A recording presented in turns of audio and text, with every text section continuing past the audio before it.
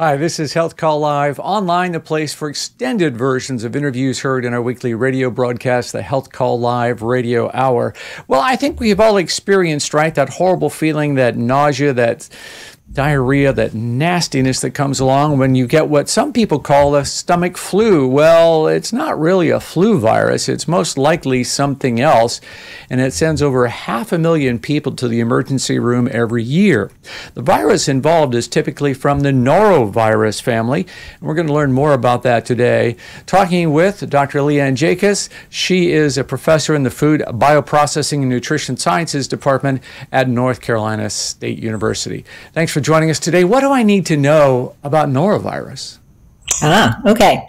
Well, the first thing is that norovirus is the leading cause of acute viral gastroenteritis worldwide. So it's not just a U.S. issue. It's around the world, and it's been with us forever.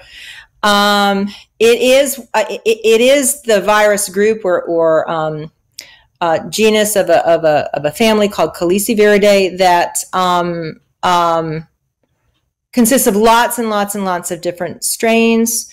And what we have typically, at least certainly when I was a kid, what we've typically called the stomach flu. Okay, that is the disease that norovirus causes. Or I think my mom used to call it the 24-hour bug, where you've got vomiting, diarrhea, pretty badly for 24 hours, and then there's a recovery period of maybe another 24 hours. But usually you recover just fine. Sometimes you need a little bit of rehydration therapy, but there really isn't a treatment for it other than allowing it to sort of pass through. Yeah, so that's sort of the basics of noro. It's transmitted in a variety of different ways. The leading cause is sort of what we call person-to-person transmission, which is that's a pretty vague term. It's just sort of close proximity with a bunch of other people. But foodborne disease or foodborne transmission is kind of the second most common way that that people get sick from norovirus. Yeah, and this is a big concern at this time of year because kids are back in school, daycare centers, and this is where it can really spread. Also, long-term care facilities in children and the elderly. This can be a serious health threat, right? Yeah, it can be. It actually, the virus has, well, let me take a big step back. As I said, that close personal contact is sort of the leading way that the virus is spread, maybe 67 or about 70% of the time. And so think about places where people are in, relatively close quarters, close to one another, for perhaps extended periods of time. So schools, nursing homes, cruise ships, this is what is fondly called the cruise ship virus, even though cruises are not in any way a leading cause of norovirus infection.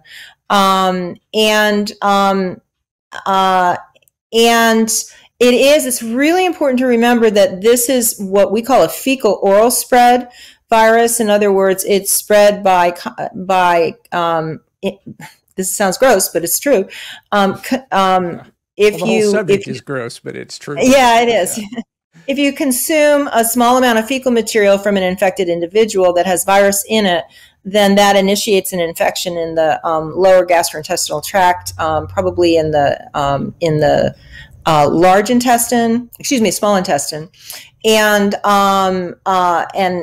leads to these symptoms. It is important to know that even though that sort of the leading symptoms are nausea, the leading symptoms are nausea, diarrhea, and vomiting. Vomiting really is what we call the hallmark symptom for norovirus infection. So almost everybody who has norovirus will vomit, and frequently they will vomit pretty dramatically. Sometimes we call that projectile vomiting, where it almost comes across the room. So I'm always cautious if I'm around somebody who is showing evidence of projectile vomiting, because it's more than likely that they have a norovirus infection. And with all of that spread, it can get into the air, right? I mean, it's not just a contact-related virus in some cases. Yeah, and this is a really important piece of information. There's really two kind of things that go along with that. So there was epidemiological evidence for many years that that the virus was probably spread or at least entered the environment through vomitus. I mean, we know fecal matter is sort of the number one carrier of virus, and honestly, an infected person is shedding really millions to billions of viruses in their fecal matter, or their stool or their poop, whatever words you want to use. And it only takes, the numbers differ, but it probably only takes about 10 to 1,000 viruses to make somebody sick.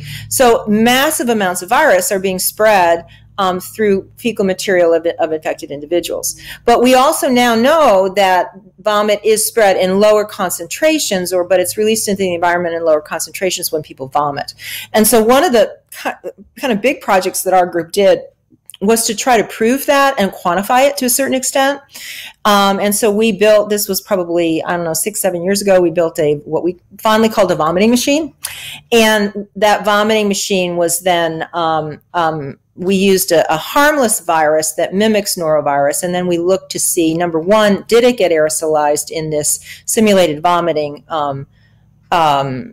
type of situation, and then if it did, how much virus was aerosolized. And what we found was that yes, it was aerosolized. The aerosolization was not terribly efficient, but it probably was enough to make people sick. So we are concerned about aerosolization of virus, and then potentially somebody breathing it in. It's not a respiratory virus. It's not like COVID in that way, but once it gets in through the mucous membranes, it then can go into the GI tract and initiate infection. So vomiting is a secondary source, and in terms of person-to-person transmission, we have no idea how important it is. So for parents, the big issue here is once it's in the household, it's very difficult to stop the spread between members of your household. And I assume the same is true in a daycare setting where you're changing diapers. It's just so important that good hand hygiene is employed. Yeah, and it's really important for people to recognize it is. And I oftentimes tell people, if you have a kid who has a norovirus infection in your household, you're pretty much a goner. You probably shouldn't even try to battle it.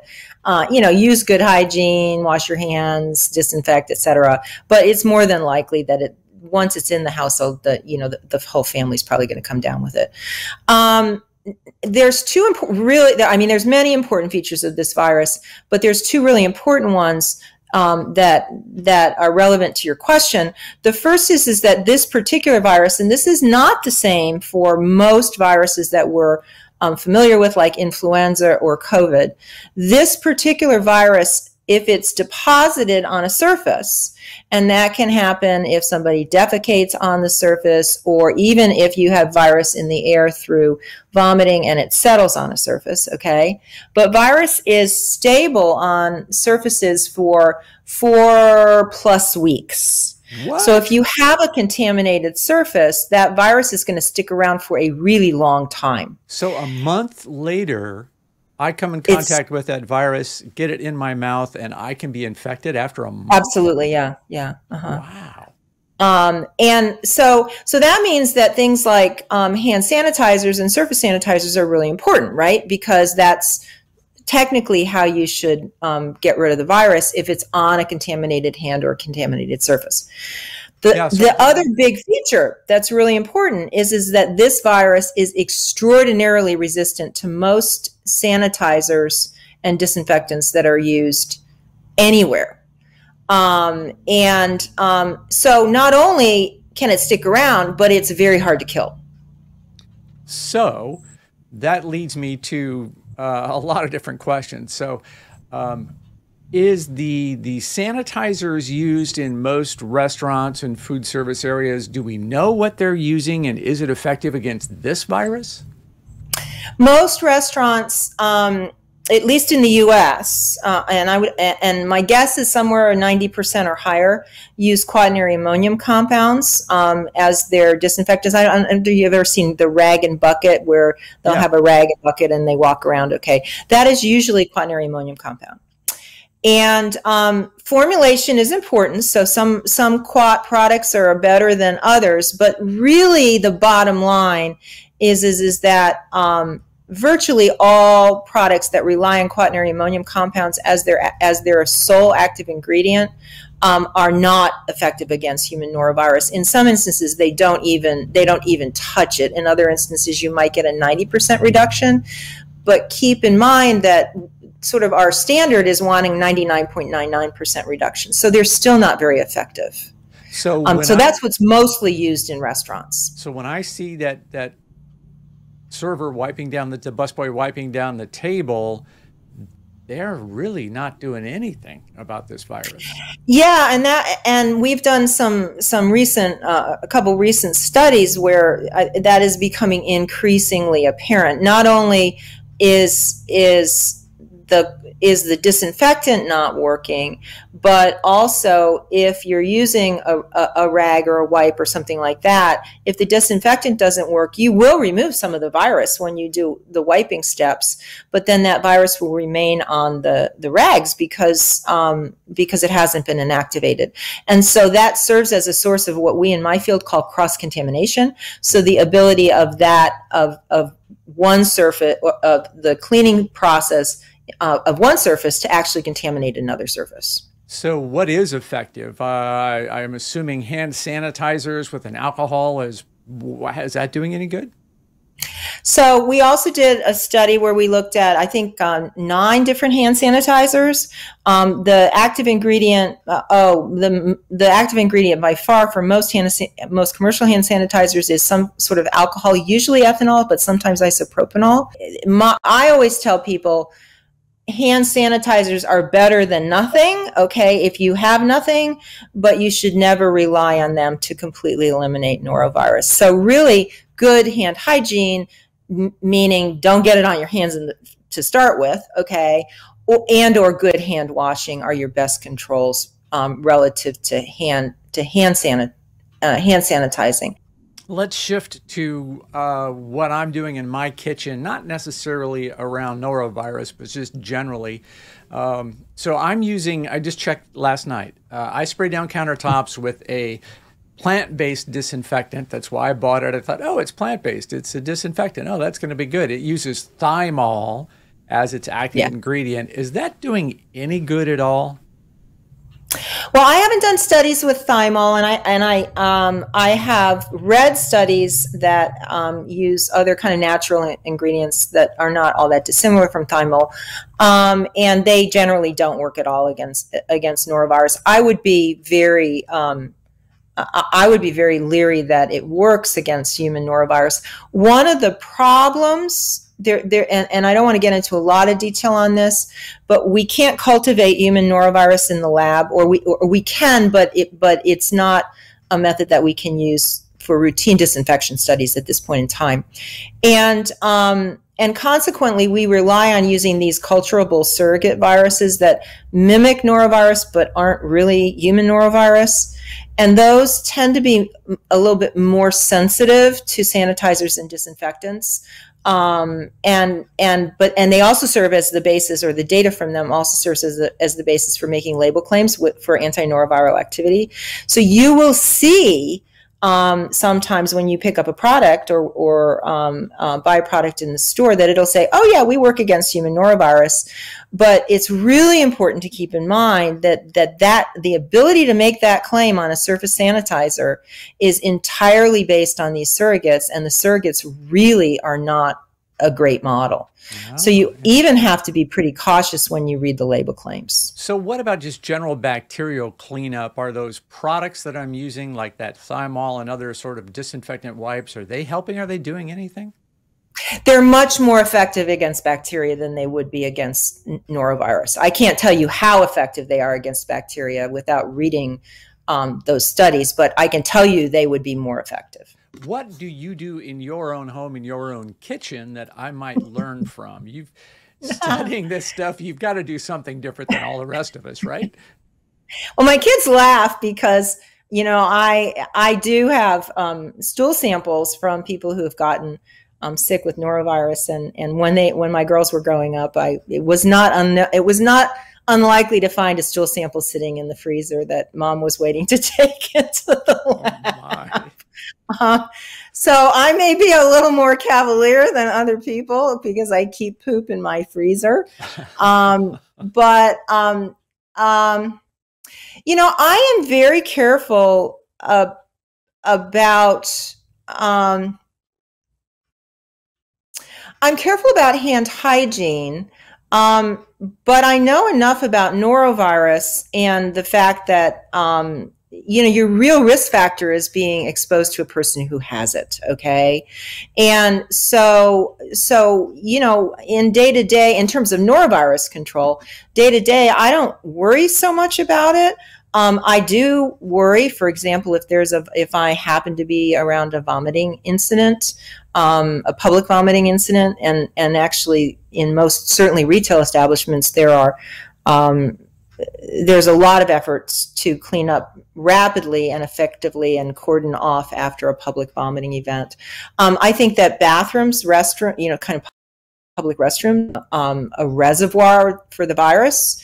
And so I'm particularly careful about hand washing in public restaurants or public restrooms. And then I also think that sort of one of the issues that we haven't as a society really dealt with a lot is how this virus does move through things like schools. And so I think there's a great need to begin. I mean, I think that nursing homes and elder care facilities, extended care facilities, we're pretty aware that this is a problem. We're less aware in schools. And so I think sort of one of the next frontiers is to begin to educate people in schools about how they might do a little bit of infection control, because it definitely runs through school populations. Yeah, there are exactly that. There are situations where you've got 10, 20% of the school population out in just a wave, an outbreak that happens. I've seen that, of course. Yeah, you bet. Yeah, and I have to say, and I think one of the reasons they've been able to do this is because they're a relatively small industry, but the cruise line industry has done a very, very good job to the extent that they can in trying to manage transmission on cruise lines. One of the difficulties they have is that there's a general rule that if you have diarrhea, vomiting, if on a cruise, you're supposed to sort of self-isolate yourself, kind of like what we did for COVID. And of course, not everybody does that. So a lot of controls are based on human behavior, and the people have to behave in the appropriate way to make it work. But I think the cruise lines have done a really good job of putting very, very effective control measures in place. So if a member of my family has, I don't know that I can get a clinical diagnosis quickly of a norovirus. I'm not going to go take a sample and have it studied, right? So if I have that sudden onset vomiting, diarrhea scenario, I'm going to assume it's a norovirus. How soon can kids go back to school? What do I need to know about all of that? Should I stay home from work? Give me kind of some thinking on that. Yeah, I mean, the general...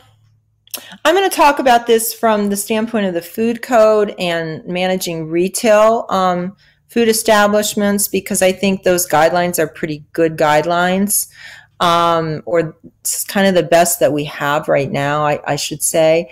So the science shows that the peak amount of shedding of virus in fecal samples, where you're in the millions or billions of virus particles per gram of feces, is during the active infection phase. Okay, so when you have vomiting, when you have diarrhea. The problem is that those numbers come down, okay, as you recover, as you get better, but they don't go to zero until we don't know this for sure, but the evidence is several weeks from human challenge studies. And so consequently, absolutely, you should not, you should stay home when you're in the active infection stage where you feel lousy. In an ideal world, probably 3 days is about right, even if you feel better. That doesn't always happen. And the recommendation, certainly in the food code, which is the sort of general umbrella regulation for food service, it's adopted by states, but it actually is designed by the FDA, The food code really does specify if you have vomiting and diarrhea, you are to self-isolate and not come to work if you're a food handler. The question is how, again, goes back to how soon you go back. In most instances, people go back after, 3 days. If you're serving food, we tend to recommend you be in the back of the house, not prepping food, but sort of in the front of the house where you might be doing some disinfection or seating people or something like that, something where you don't have the opportunity of handling a lot of food or being in direct face-to-face contact with people.